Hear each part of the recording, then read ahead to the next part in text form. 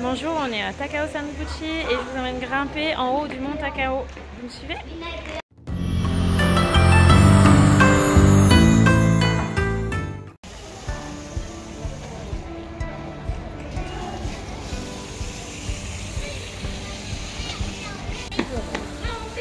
Alors, on est à la gare, ici. Et on va monter à 599 mètres d'altitude. Pour ça, il y a plusieurs solutions. Il y a soit un téléphérique qui va presque jusqu'en haut, ou sinon il y a une sorte de télésiège aussi. Mais nous, on va grimper par la randonnée classique.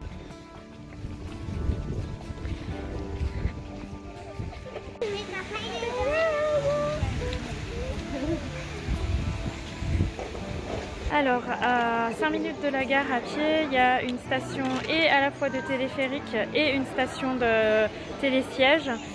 Vous pouvez prendre le téléphérique pour aller presque jusqu'en haut et le télésiège pour aller à mi-chemin. Mais nous, on va aller à pied de l'autre côté. Par là. Alors, nous, on va prendre ce chemin-là. Donc, la gare de téléphérique est là. Et je vous conseille de prendre ce chemin-là. Ça grimpe un petit peu. Il y en a pour 1 heure à peu près, mais c'est super. Le début du chemin est comme ça, pavé. Et on peut rencontrer de nombreux randonneurs, mais beaucoup moins qu'en haut. Donc c'est pour ça qu'on préfère passer par là.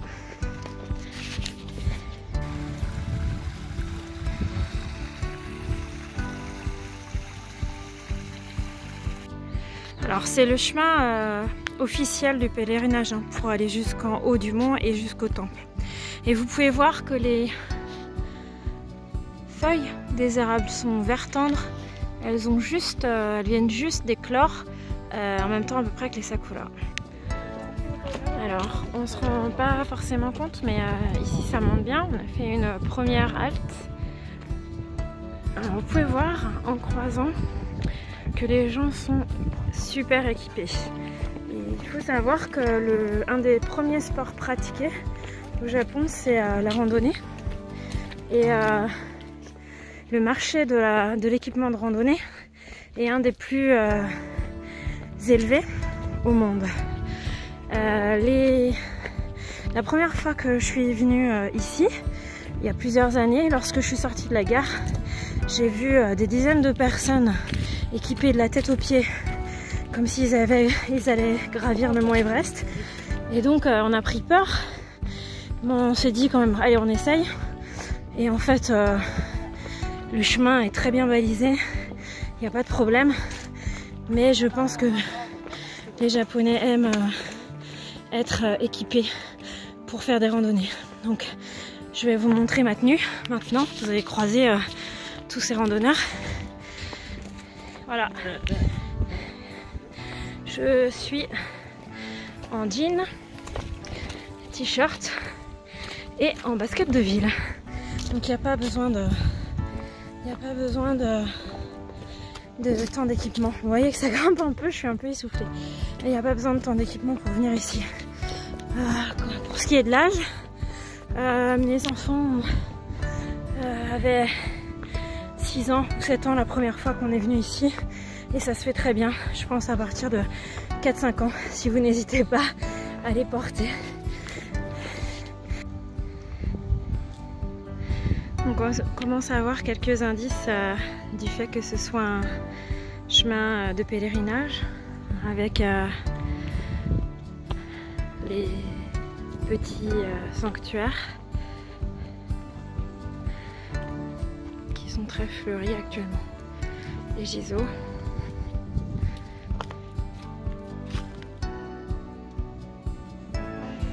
Pour l'instant, on a fait la route 1 en rouge et on va finir la route rouge et on fera un petit peu de la violette pour aller voir les cerisiers. Donc en fait, globalement, ce qu'on a fait, c'est on est parti d'en bas et là on est juste, on a monté en fait la plus longue partie et on est à l'arrivée du télésiège. Et notre objectif est là. Voilà, on a monté la plus longue partie. Voici l'arrivée du télésiège et le départ aussi. Et on a une première vue intéressante sur la ville de Tokyo.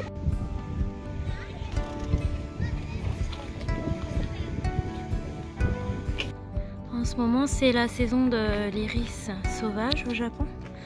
Donc il y a des champs entiers d'iris qu'on peut retrouver dans la forêt.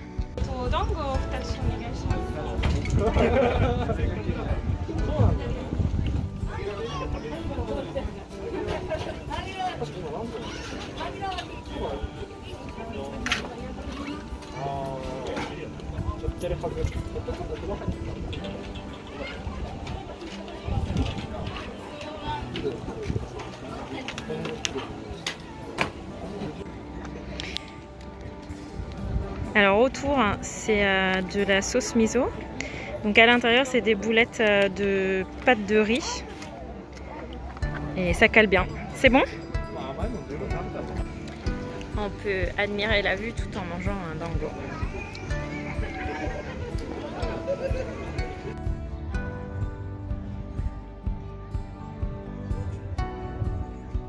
Même en haut, il y a toujours des restaurants, donc si vous n'avez pas mangé, ou aussi des distributeurs de boissons si vous avez soif.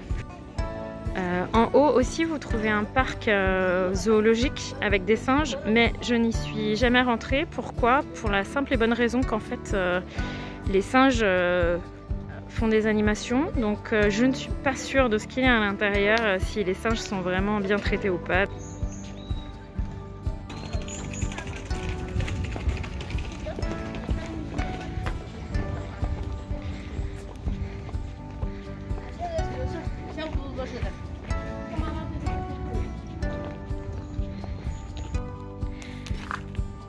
Alors ça, c'est la roue de la purification. Donc selon la tradition bouddhiste, il y a 6 racines, et quand on tourne la roue, on a un des 6 sens.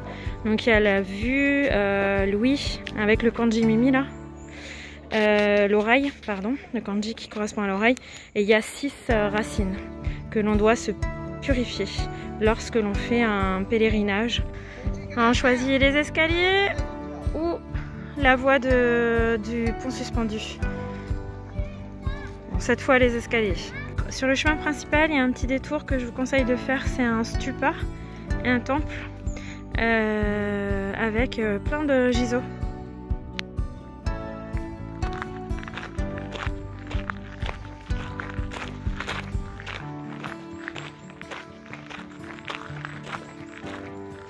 Et voilà les fameux giseaux. Alors ici encore, c'est un très joli endroit pour venir faire des photos, si vous aimez.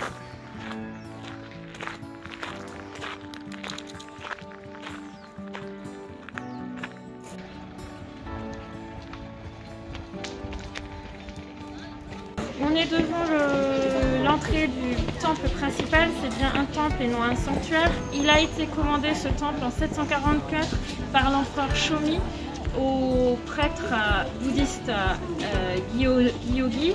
Ce prêtre est notamment connu pour aussi avoir commandé la construction d'un des temples de Nara. La raison principale, c'était pour prier pour la paix et l'unification du Japon. Il a été abandonné ensuite pendant de nombreuses années, et c'est uniquement au XIVe siècle qu'il a été reconstruit et amélioré. À l'entrée des temples, on retrouve toujours dans la porte principale les mêmes divinités. Ce sont les Nio, qui sont les dieux protecteurs du temple.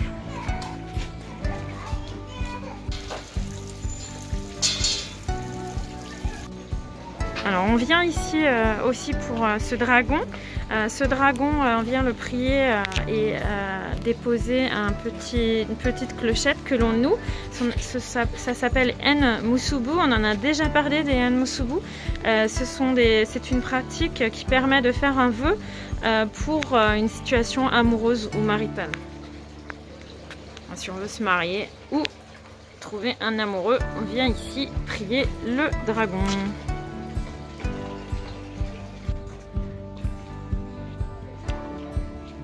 Avant de monter au temple, on peut déjà venir acheter omamori ou un omikuji. Donc omamori c'est ce que l'on rapporte, l'amulette que l'on rapporte, et un omikuji c'est la divination.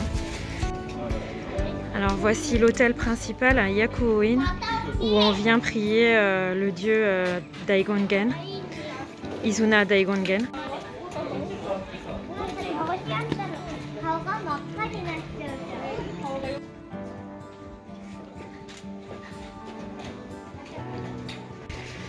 Alors on a encore des escaliers à monter. Donc là, derrière moi, il y avait le temple. Et puis en haut, en arrivant en haut des escaliers, il y a un sanctuaire.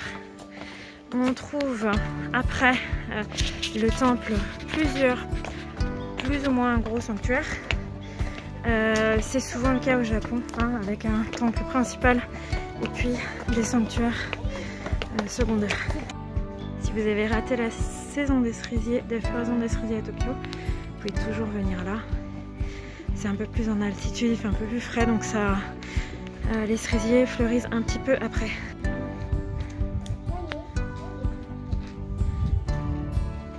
À votre gauche, ici vous avez un sanctuaire Inari. Et là, le sanctuaire principal qui est situé après le temple.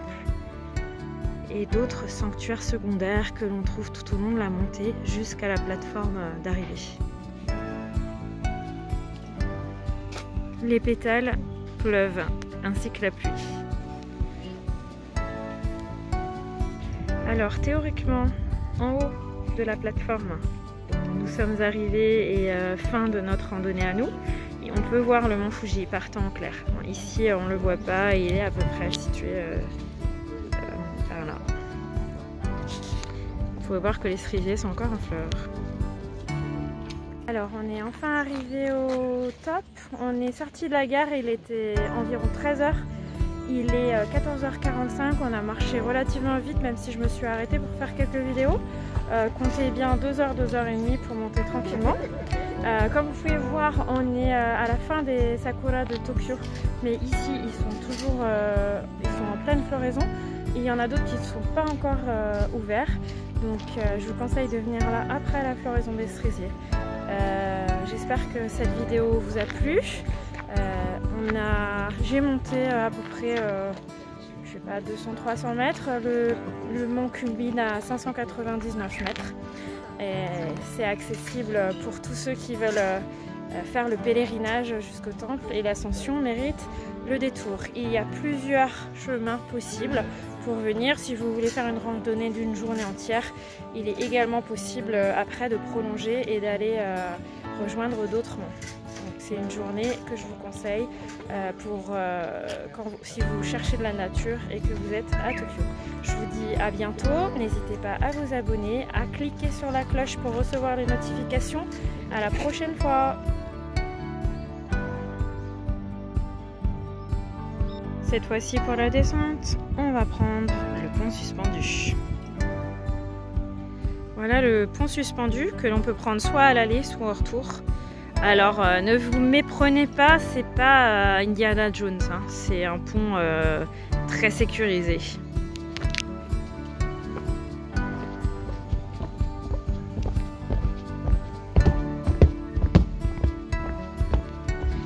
Alors la rivière en dessous est, comme vous pouvez le voir, impressionnante.